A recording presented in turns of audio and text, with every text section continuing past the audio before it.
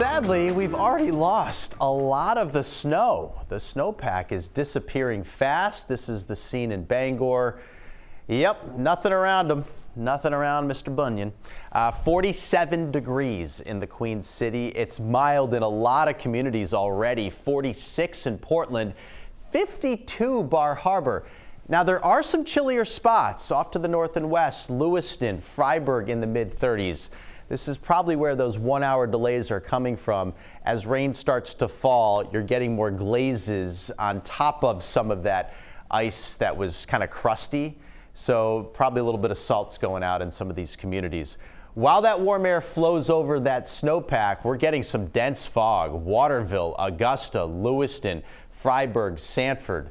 Most are seeing less than a mile visibility, so drive a little slower out there this morning. You'll probably need to in some of the downpours that are beginning to develop, but there's a lot more rain coming our way from the south in the mid-Atlantic and also from the west out here in the Ohio Valley. Preceding this cold front, winds are going to crank out of the south, bringing in even warmer temperatures with it, and we'll lose most of the snow. And then behind it, the winds will go into the west-northwest, and our temps drop tonight. We'll clear out and get some sunshine over the weekend, but it's going to be a lot colder. So showers will be blossoming over the next couple of hours, and a few may be on the heavy side. We've got a lot of fog, but not much wind yet. Not much wind. That all changes by late this morning.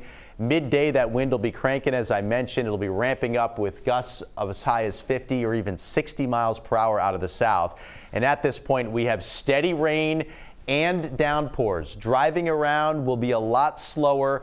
I'm not expecting like widespread flooding, but there certainly will be some drainage issues in these downpours, so hydroplaning could be a factor as you're commuting.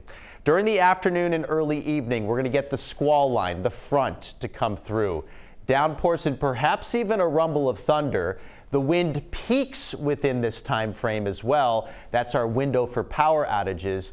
And then it races out of here and everything tapers off during the late evening, and the winds come down enough so that we're not dealing with power outages anymore, but they will still be strong through the night and into tomorrow as they draw in colder air from Canada.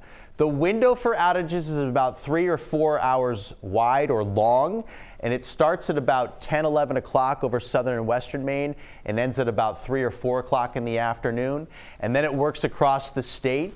As you can see, there will be gusts over 50 miles per hour and perhaps 60 miles per hour.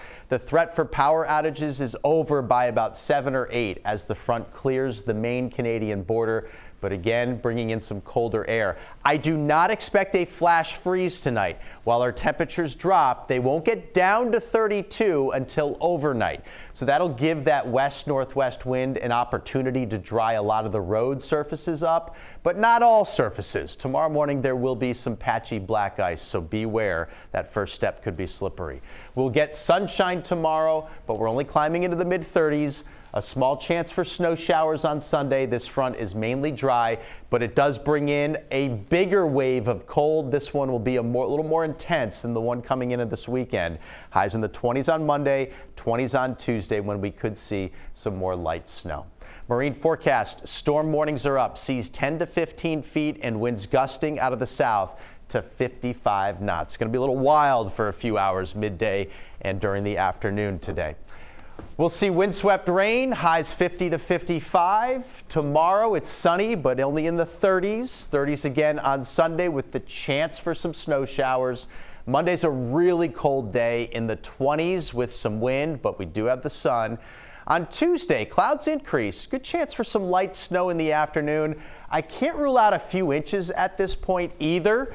And then on Christmas Eve and Christmas, right now it's looking quiet and seasonably cold with highs in the 30s.